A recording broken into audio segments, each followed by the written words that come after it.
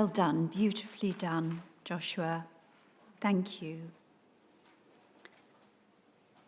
The very beautiful and poetic priestly blessing, which you'll read, Joshua, as part of your Torah reading tomorrow morning, represents one of the earliest forms of Jewish prayer in the temple. It's a very familiar passage to us. Yivarechecha Adonai v'yishmerecha. May God bless you and keep you, in Numbers chapter 6.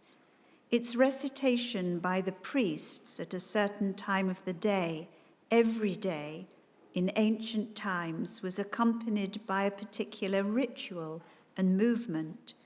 The priests claimed significant power in being able to recite the blessing, not only in temple times, but even after the destruction of the temple in the synagogues. Their lineage gave them a degree of authority and privilege, and the very act and script of the blessing was considered holy, almost magical. They would wash before the blessing, recite a special blessing before actually pronouncing Yivarechecha, and spread out their fingers, holding their hands at the same level as their shoulders. The special platform from which they recited the blessing was called the duchen, and that word gave rise to the Yiddish term duchenen, which is still used today among traditional Orthodox Jews for whom the ritual is still performed. It is that sense of magic and superstition in relation to ritual that has often worried liberal Jews, perhaps slightly less than it did 40 or 50 years ago.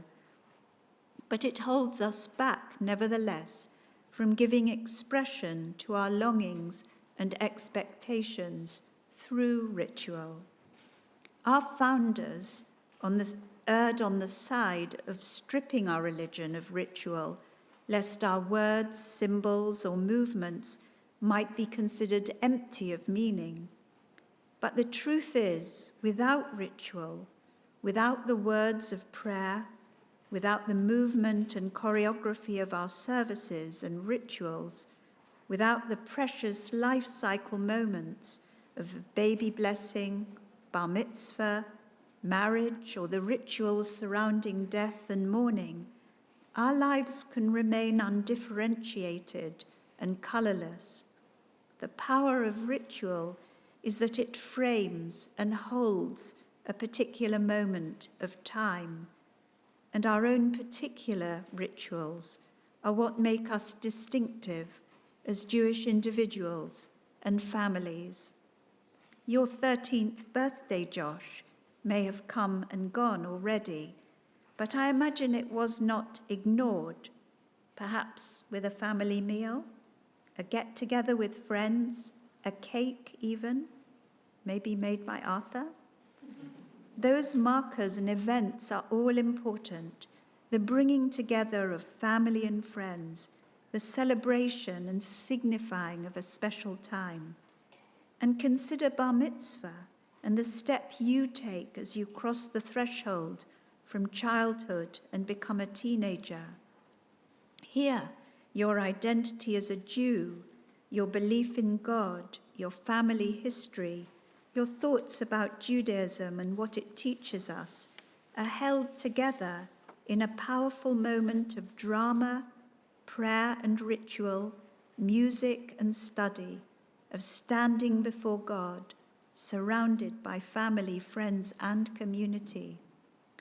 Rabbi Naomi Levy, whose book, To Begin Again, addresses the subject of ritual, declares that when we reject ritual, we are not only reacting against the primitive superstitions of religion, we are also reflecting a desire to erase the outward signs of distinctiveness.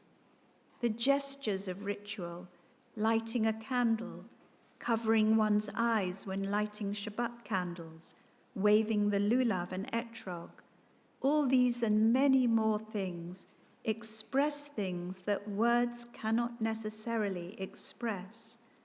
Rabbi Levi implies that we must be careful, however, not to ascribe to God some kind of magical power. Nearly 2,000 years ago, the sages, in keeping with the Torah, opposed the magic of sorcerers and wizards because they perceived them as standing in opposition to what they called the heavenly household. Even if all the magicians of the world were to come together and to seek to change morning to evening, they could not do so, says the 2nd century teacher, Rabbi Nathan, affirming the belief that there is no power besides God. A few years ago, just around the time of the COVID, I was given the honor of being part of an advisory group at the British Library, whose curator of Hebrew manuscripts was preparing an exhibition entitled Journeys of the Written Word.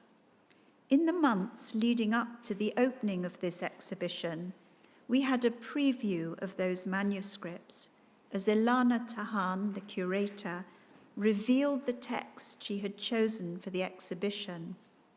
There were 44 manuscripts to be displayed in glass cases in a darkened room, revealing the power of the written word as the bond connecting Jewish communities from all corners of the world, revealing too the centrality of the Hebrew language and script that linked diaspora Jews and recorded their experiences. These manuscripts came from Germany, from the land of Israel, Austria, Italy, Spain, North Africa, and other places, were living proof of the centuries-long culture, history, and traditions of our people, as well as the many exchanges of ideas and knowledge in the relationships between Jews and their non-Jewish neighbors in the communities in which they lived. On view were the manuscripts you might expect to see. Hebrew Bibles, written in exquisite calligraphy with micrographic illustrations of foliage or animals in the margin, the weaving of minute lettering into abstract, geometric, or figurative designs. There was a 13th century copy of the Talmud. Is that the Talmud? Prayer books, legal documents, and manuscripts about astronomy and medicine. But the most surprising manuscripts in this exhibition were the documents that revealed a preoccupation with magic, with spells, recipes to ward off evil and sickness, and amulets that sought protection from harm and included symbolic designs, Kabbalistic inscriptions, the names of angels, and various permutations of the names of God. I have to say I was surprised, and I must confess a little bit uncomfortable when I saw the number of these magical texts that were going to go up in this exhibition. What would non-Jews unfamiliar with Judaism make of this exhibition, I asked myself. I wanted more of Maimonides, the philosopher of reason, and less of the crazy spells to remove the harm your enemy might cause you. In a 16th century manuscript called The Tree of Knowledge by Elisha ben Gad of Ancona, there are 19 useful spells that, among others, aim to make you invisible and help you to find scorpions and snakes. This one is a spell that might help you catch a thief, just in case you couldn't tell from the inscription there. What it says is, to find the thief, write on a piece of kosher parchment these names. Those are the 5 words at the very, very bottom, and hang them around the neck of a black rooster. then circle around the suspects with the rooster, and it will jump on the head of the thief. And it adds, "This has been tested."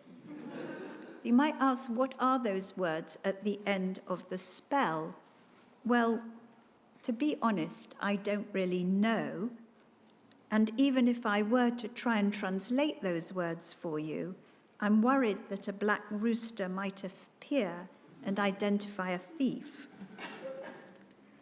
In its earliest incarnation, liberal Judaism offered, and still offers, I hope, the intellectual stimulation that we gain from the study of Judaism, from academic and cerebral engagement.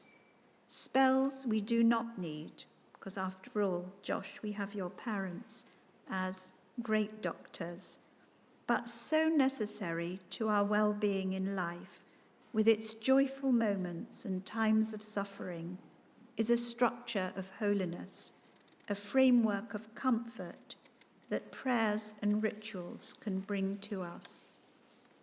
Liberal Judaism has always heeded the warning of Isaiah to take care that the words on our lips do not become disconnected from our hearts, that our prayers are not simply recitals by rote, and that rituals are not empty vehicles to be tolerated as preludes to parties. Ritual is performative, but it is not a performance. It must possess meaning and purpose to have spiritual significance. When you recite the Birkat HaKohanim, the priestly blessing, Josh, tomorrow morning from the Torah, you will be reciting an age-old blessing, linking back to the priests, invoking God's blessing and expressing with sincerity our yearning for protection from harm, for the light of God's presence, to show us tenderness and grace, and for peace for ourselves and for the world. Amen.